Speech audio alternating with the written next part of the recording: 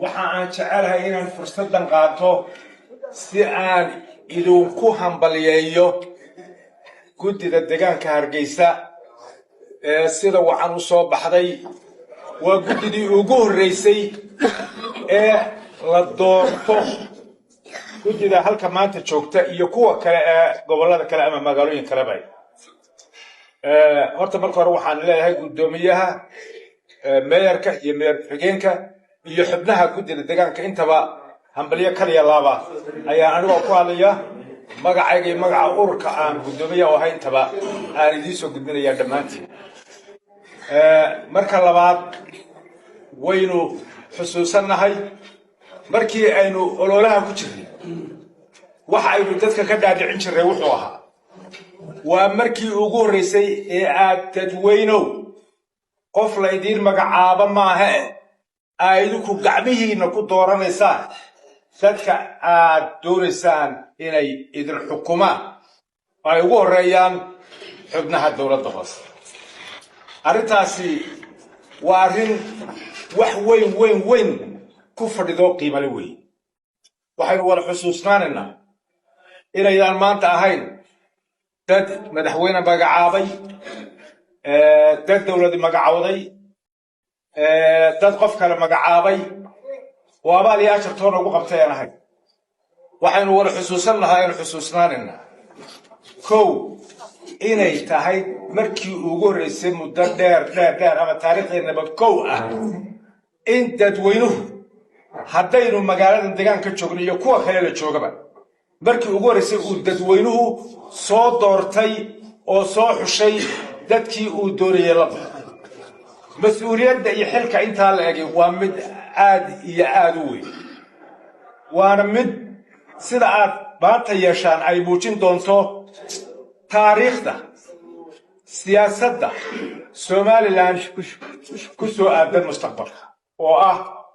siyaasaddan ku fadhida axsaabta badan doorashooyinka dad ku soo xusho sidii uu hadeerto u lahaa Suldaan Maxamed ma aha in cidda loo xeebanayo ixtiraamka iyo qadarintu halkooda dadka loo xeebanayo dadka mas-uul loo yahay dadka xilku inaga saaran yahay waa ummadda iyo shacbiga la doortay waynaga odhan jiray wadooyin baynu samaynaynaa waynaga odhan jiray dhaqaalahaynu kicinaynaa waynaga odhan jiray dhulkaynu hagaajinaynaa waxaasoo dhan waxbaynu ka qabanaynaa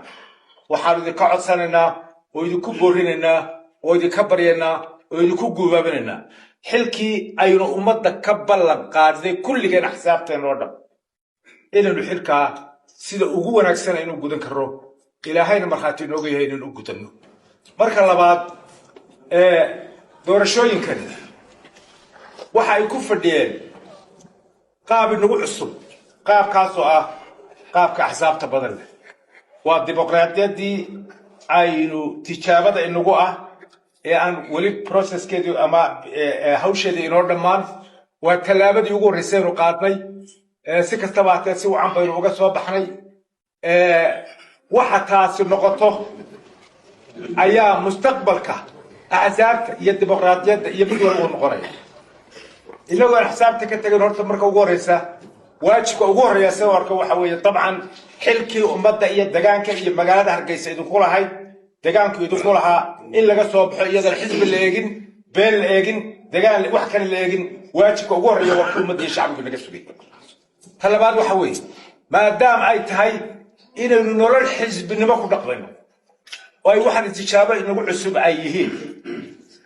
iminka waynu ognahado inkastoo waliba reer Hargeysa si fiican uga baxdeen aan runtii aad iyo aad idinku hambalyeeyo waa inay tahay masal ay meelo badan oo kale idinku dan karaan xataa saacadda aynu joogno meelayn weli ka suurtagelin in guddida ay dhisato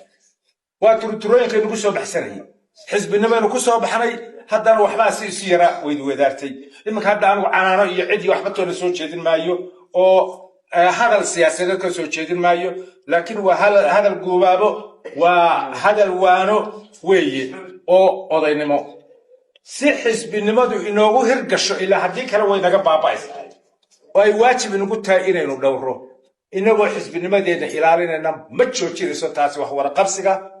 وشقينت محوها هاي مقالة وشقينت الدتك وواجبك كوادا هي إن الحزب النبدي النظام كنا أيضا دوره هدي أين دونين إني تاس أي أفوين تقوسطه وينوم هاي نقول مرات دي أحزاب تسقوني ونقارن كل بيرها نقول دي بدها دقيقة كود قارد أما وسوي شوقي أما علمية روبرت أما أن أركي شري أما أن شوقي وحكم دي يدو حزب النبدي شفته رجينا هالك أول شقينا يا بريتو مثلا أنا أقول يوروب أخرى أنا أقول إنجليز أخرى فركاد مشهورة تكتو لما بقولي بيستحيب التاي صاحب روما هالسنة حزب اللي شبيه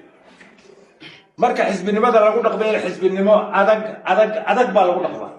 مركز عنت للشخصية رجوا صاحب القصيدة فوق بقى رئيس سياسي كثير ولا في هو ده وقت الحقيقة مركز وحلا أي حزب النمو دي دوره أي كورينو أي ركوبينو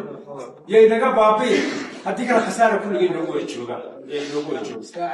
لكن تام عنه دماها الستوري بعده تام عنه دماها إلا شعور هدي آن وأنا لها كلمة يو كامبريا سياسة كلمة يو كل بركو روح سلاح شعب ورابع كذا بني الحيرو لا ولا أصبح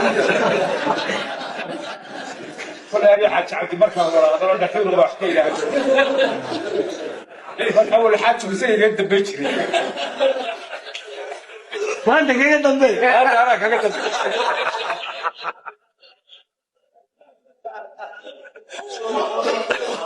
بركة وانا جيني بتكلم بين أولاد السياسة الجلمية وحاسلاه والله وعندي حاجة أيام لو أنت كنت إسكشف واتيم الربا هذا السؤال يقولوا بير كيف حاجة كانوا بترتبط واتيم الربا هذا لو بترتبط بركة أنكلي هي بربر بسودية وارتلو ميرك بوحول كيهوري مودية كلي يا الحاكم بأمرها كلي أنت مدحونه حكومه مقعابه يسوي الدور سبيشري وارد هتقولنا تعال خايسته وعن كبر يطلع مرة يلحد بلود إني مرس بدار من الجيابة إذا هرنا ورقم صدار من الجيابة كل بعضها هرنا رجوع تفردي هرت كل ما مرفوض ضارس النبو عندك سوق بتوان كوان بلينا حزب كستوي وان كوان بلينا دور شدي مدحونين وحيقا كاسوس على كوي ويكذب بيا وحال ذي قعد ثانية أول ميلها أمرنا نقطه أبتونا نقطه أنا أقول هذا بدي سيقولي وما الحبني لكن بالمية واحد مقري تشربون ماشى وحبا عادي يا أبو قفر الصبايا حق الدور ومن الماء مكاني يفضل وأنت سوية سدع الخايسة الماء روح لربشي مثل هدنا بدون ربشي بقى واي حلقة إمك قرتي ذي يقولياش يقدمياش ذي مدحوينا يمركز يسير ده شرعي عادي يقابلوا قعدكي قولوا إذا وصلت حضروا ولا ما تضروا يوحل هلا تم كل ما هدان المراد وخسر ما نركن وحين خاص يوحل مريا برها دام الأرض صدق حضروا البهري كتامة أنت أسرير كتامة أنا كم حوجي بقدر ما يقول شفتوه تقولوا يبلغوا بنت لو رفضت رسالة يا وعرفوا صار إن vote of confidence كالسوري واحد تان عادي يقابلوا نسكت